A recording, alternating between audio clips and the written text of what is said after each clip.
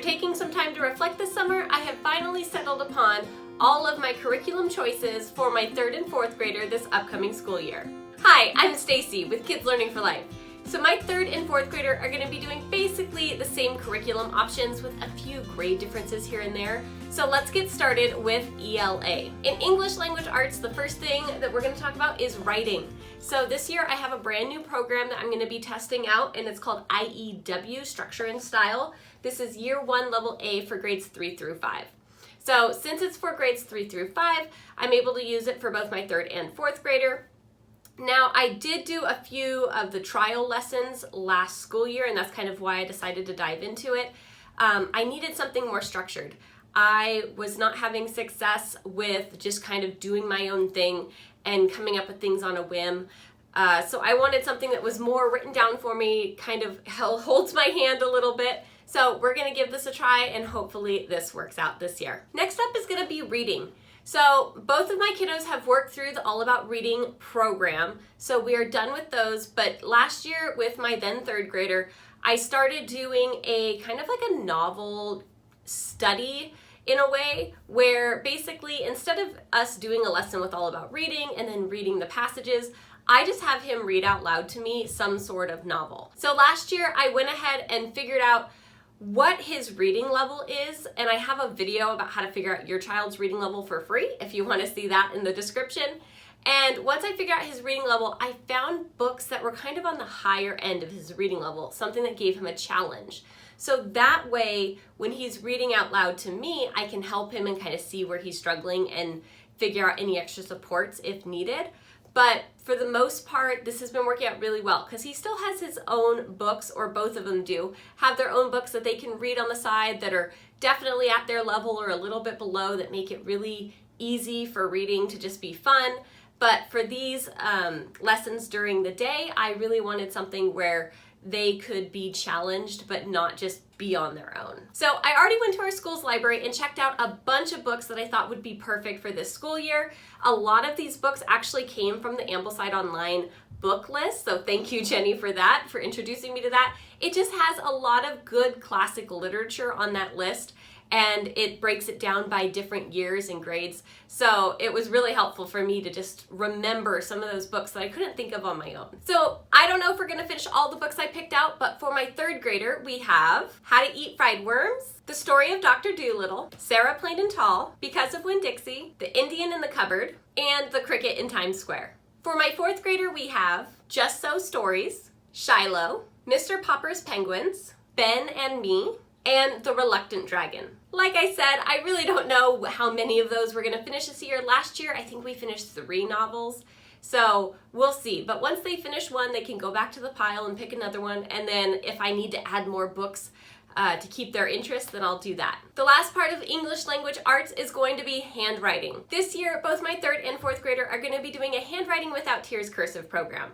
So that will be coming to us shortly. This is going to be something we do daily. It's not going to be overly focused on. It's just going to be something that we can do a little bit each day, just so that they understand what cursive is and then can learn to hopefully read it and write in it. During the rest of these curriculum picks, I want you to know that all of the links for any of the curriculums or any video reviews that Jenny and I might have are all going to be in the description below if you want to see more. Next up is math, and this is going to be totally the same for us.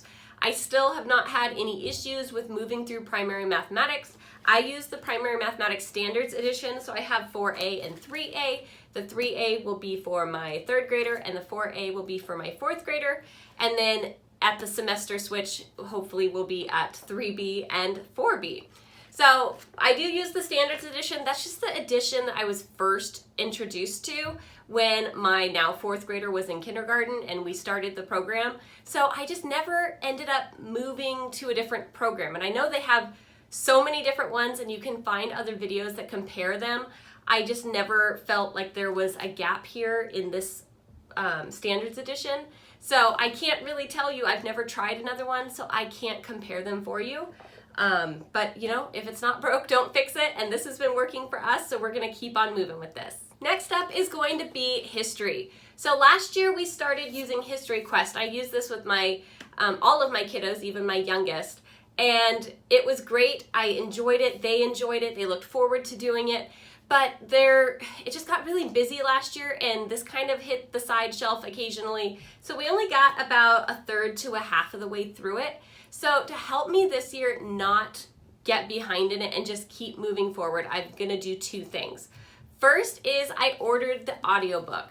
So I'm thinking we can put this on during breakfast, we can put this on if I have to do dishes and I have the kids doing something else, I can put this on and we can get through some of the readings without me having to be sitting down right with them reading it, so that I might be able to do something else. So that is my number one goal, is to have the audiobook and be able to play it in a few other areas. And then the second thing is I'm not going to spend as much time focusing on the activity book.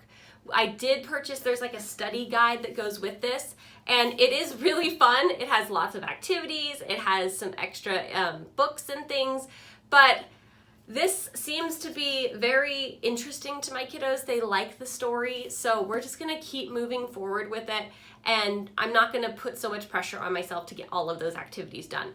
So between those two things, I'm hoping we move through this rather quickly. After History Quest Early Times, I'm still undecided whether I'm going to move straight into History Quest Middle Times, or if I'm gonna take a pause on History Quest and move on over to our island story, which is a history of England for boys and girls.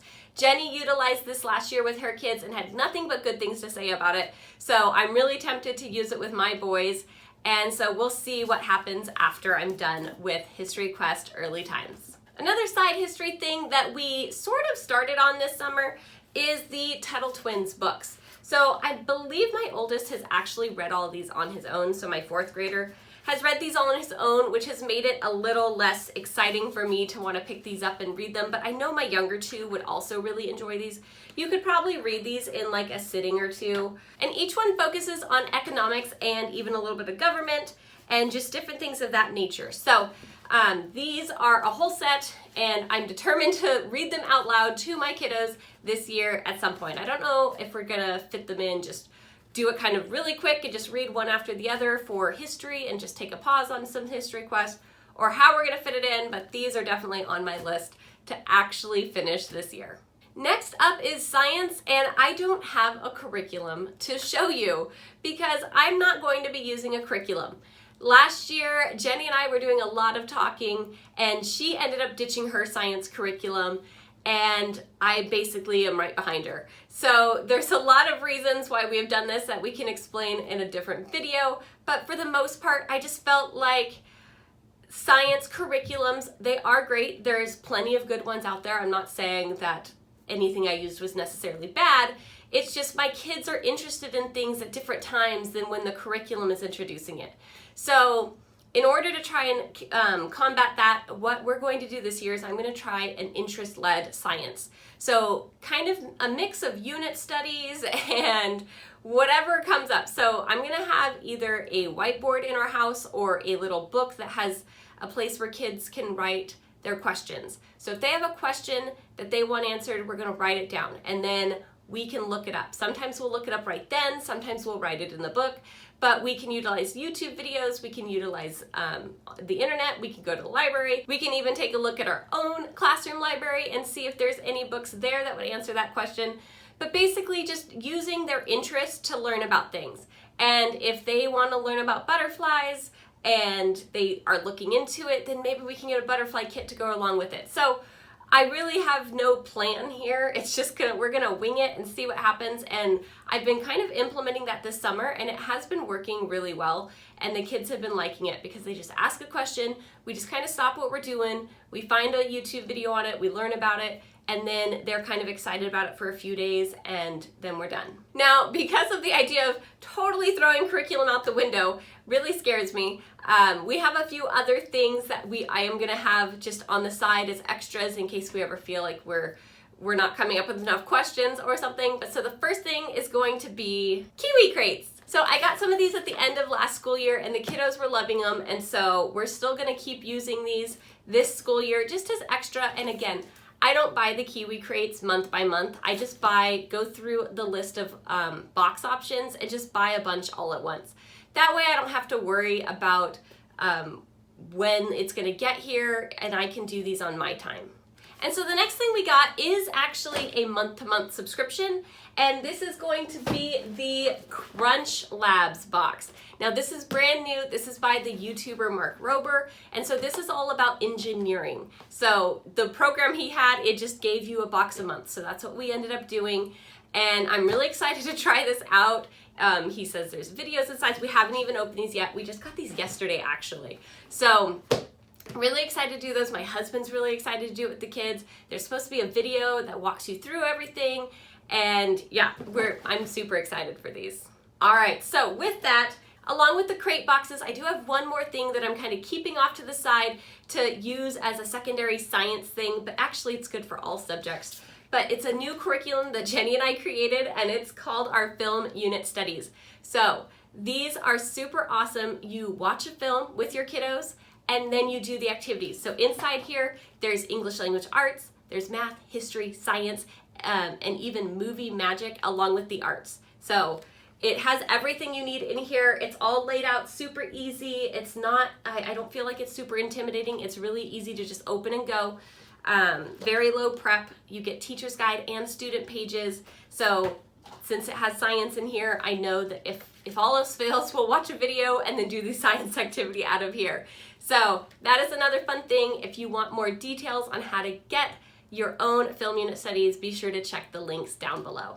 That is all of our core subjects. There are a few other things that we will be utilizing. Is every single day I have my kiddos practice the piano, and we don't have an instructor or a teacher. I even asked my oldest, I said, would you like to take classes? And he said no, he really likes what we're using now, which is Simply Piano. This is an app for the iPad. It might even work on the iPhone, I'm not quite sure, but we have it set up on our iPad, and it has music and it gives lessons, and then it will even hear and give you feedback.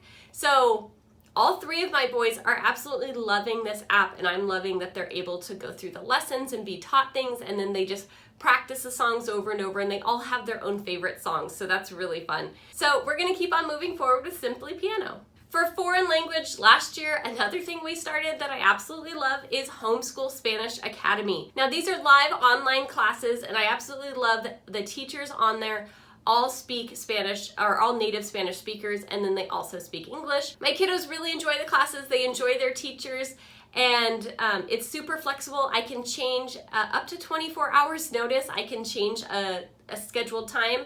So I love that it's super flexible, but I do like to, I'm going to schedule everything out in advance this semester, and then if I need to change something here or there, I can. And the last program they're gonna be doing is typing. So we utilize Typing Club. It's very simple, it's free, and it's something that I just have the kids do on their own. It's some of the independent work, and they can just move through the lessons, and it just lets me know that they know how to use a computer and they're starting to learn where the letters are. It's nothing that I put a lot of stock in, but it's just another thing that they get to do while I'm working with somebody else. So those are my curriculum picks for my 3rd and 4th grader for this school year. If you have not already, you're definitely going to want to check out our film unit studies. They're great to keep in your back pocket, use for a rainy day, and get some school done all in one. See you next time, and happy homeschooling.